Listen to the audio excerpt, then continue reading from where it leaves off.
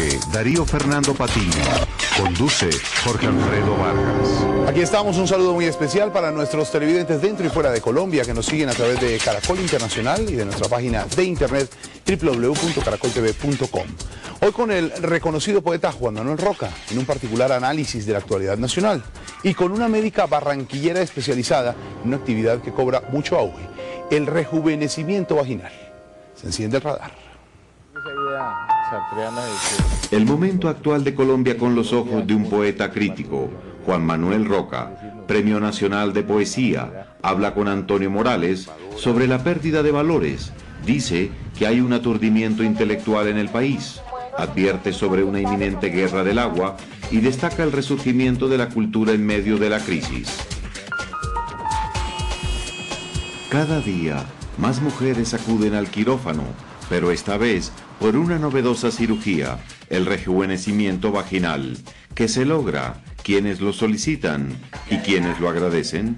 Ernesto Macaulay fue a consulta con la ginecóloga y sexóloga Leila Bolívar. El radar ya está encendido.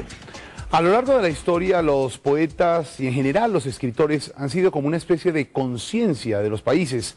En muchos casos han sido unas conciencias que los gobiernos no quieren escuchar, pero su sensibilidad, su capacidad de observar, su conocimiento del ser humano y esa capacidad inmensa de transmitir ideas a través de la palabra hace necesario que acudamos a ellos para preguntarles cómo ven lo que está pasando.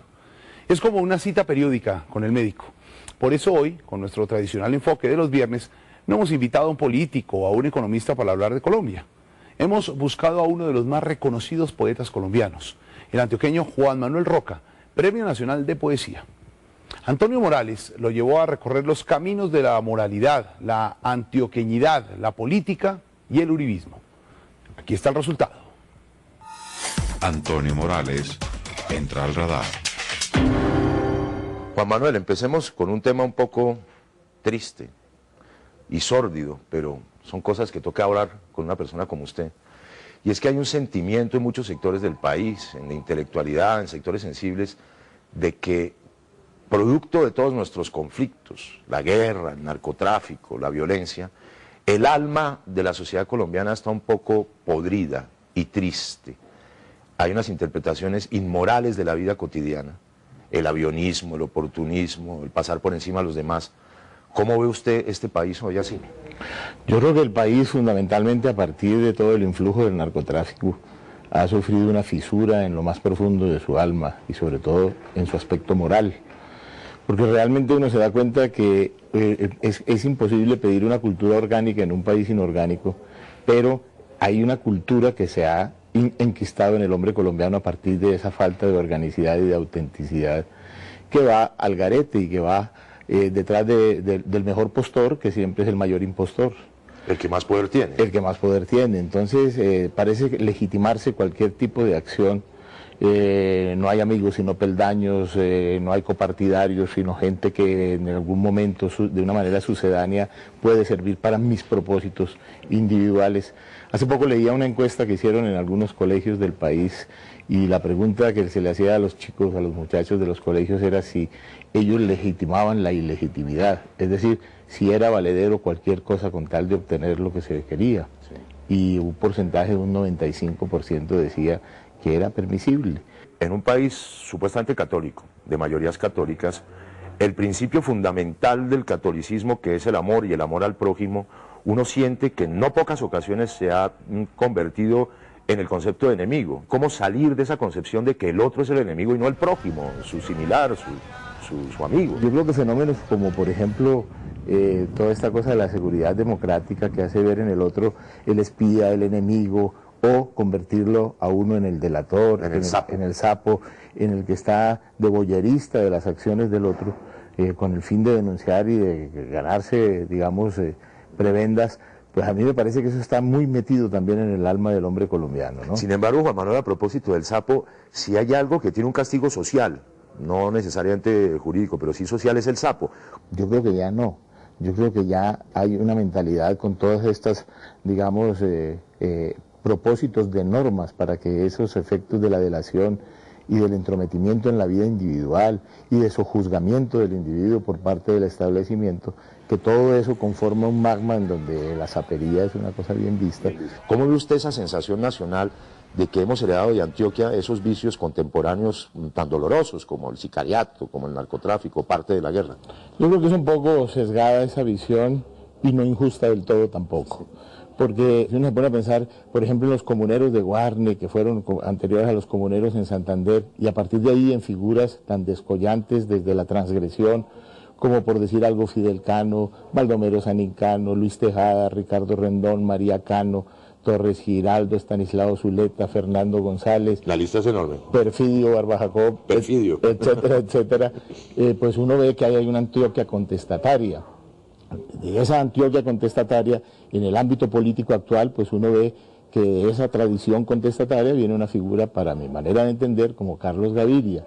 Hay otra Antioquia, que es la Antioquia camandulera, la feudataria, la Antioquia de la cual vienen Marco Fidel Suárez, Luis López de Mesa, Monseñor Builes, y digamos con una Antioquia endogámica, que es la que representa de alguna manera la figura de Tomás Carrasquilla, de Jesús del Corral, que su cuento que pase el aserrador no es otra cosa que el elogio de la trampería paisa. Y todo eso desemboca en Uribe. Todo eso desemboca en Uribe. Pero ¿cómo analiza usted esta coyuntura que estamos viviendo, en la cual hay una disposición hacia la reelección del presidente Uribe, en la cual se están moviendo cartas que se le oponen, inclusive en sus partidos cercanos, como Germán Vargas, Juan Manuel Santos, y hay una oposición pues liderada por el Polo y el Partido Liberal? ¿Cómo ve usted eso?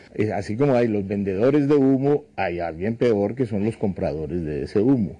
Yo creo que habría que pasarle también un juicio político, digamos, al aturdimiento intelectual y a la gente que va seguramente a volver a reelegir a un presidente que ya no parece vitalicio, sino crónico.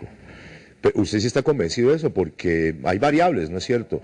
No está muy fácil lo del referendo. Juan Manuel Santos es una figura que va a saltar, dicen los analistas, inclusive oponiéndose a Uribe, siendo de su más cercana entraña de la seguridad democrática. Claro, sí, yo también creo que esa es una proyección, algo que puede ocurrir muy fácilmente. ¿Qué salida moral, qué ética, qué valores usted como poeta, como paisa, como escritor, como uno de los intelectuales más importantes de este país, le ve a Colombia en el futuro? Yo veo muy difícil la recomposición moral del país. Yo creo que ha sufrido unas grietas y unas fisuras muy profundas.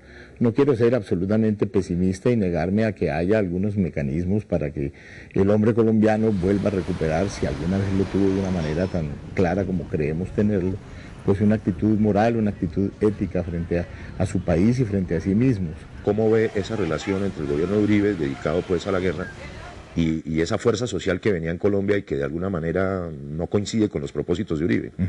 Sí, yo creo que hay un estado de parálisis en relación a esto, que el país pedalea en una bicicleta estática cuando no está más bien en un grado de involución hacia cosas que se habían conquistado.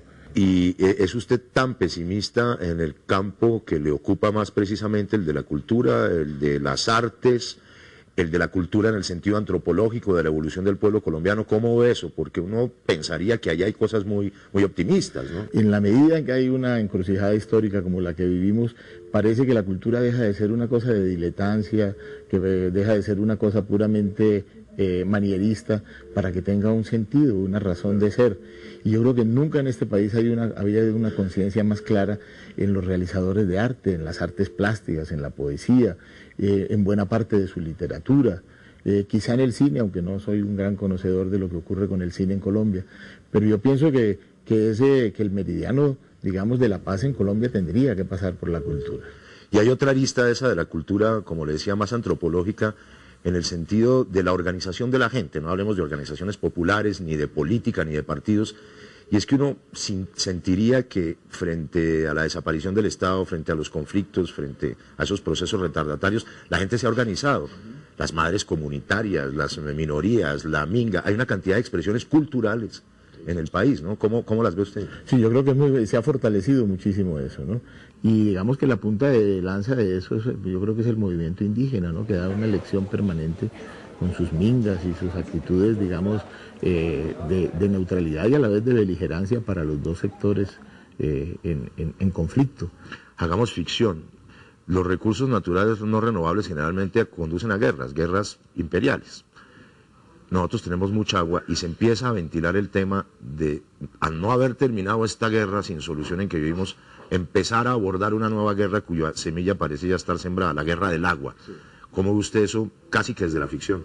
Sí, pues yo creo que sí, que realmente, pues yo soy un hidrólatra, un amante del agua, ¿no? Sí. Y yo creo que de todas maneras... Hidroterapia y todo eso. Claro, y pienso que, por ejemplo, precisamente todo este foro que hay alrededor ¿cómo se llama? El referendo por el agua, me parece que es como adelantándose a esa opción de que una cosa como el TLC venga precisamente detrás de nuestra agua. No estamos lejos de esa otra guerra del agua. Juan, para terminar, el otro día le leí, me pareció muy divertido lo que usted decía con respecto al presidente Uribe, que decía usted que el presidente Uribe, el origen de la palabra establecimiento lo encontraba en establo. ¿Qué es esa mamadera de gallo y ese irrespeto con la primera figura del país? Pues lo que pasa es que la primera figura del país nos viene mamando gallo a todos y de alguna manera yo creo que hay que recuperar una cosa que ha sido como una trinchera de este país y que se ha perdido, inclusive en la izquierda, que es el humor. Que es una sobre todo en la izquierda. Sobre todo en la izquierda. Es una izquierda que cuando no es muy sectaria es muy solemne, o a veces las dos cosas. Juan Manuel Roca, muchas gracias por haber estado en el radar. Bueno, muchas gracias al radar por haber estado conmigo. Hombre, con mucho gusto.